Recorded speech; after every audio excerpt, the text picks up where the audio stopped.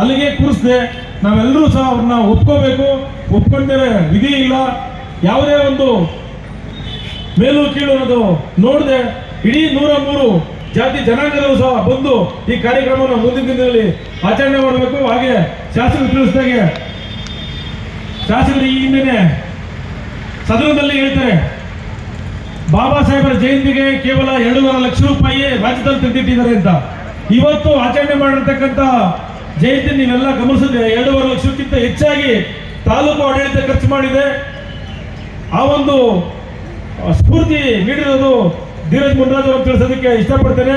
ಹಾಗೆ ಮುಂದಿನ ಒಂದು ಜಯಂತಿನ ನಾವು ಭಗತ್ ಸಿಂಗ್ ಕ್ರೀಡಾಂಗಣದಲ್ಲಿ ಅತಿ ಜನಸಂಖ್ಯೆ ಸೇರಿ ನಾವೆಲ್ಲರೂ ಸಹ ಆಚರಣೆ ಮಾಡಿ ರಾಜ್ಯಕ್ಕೆ ಮಾದರಿ ಆಗಬೇಕು ಅಂತೇಳಿ ತಮ್ಮೆಲ್ಲರೂ ತಾವು ಕೇಳಿಕೊಳ್ತಾ ನಾನು ನಿಮ್ಮ ಮಾತನ್ನು ಮಾತಾಡೋಕ್ಕೆ ಅವಕಾಶ ಮಾಡಿಕೊಡ್ತಾ ತಮ್ಮೆಲ್ಲರಿಗೂ ಹೊಂದಿಸ್ತಾ ನಾನು ಮಾತು ಮುಗಿಸ್ತೀನಿ. ಧನ್ಯವಾದಗಳು.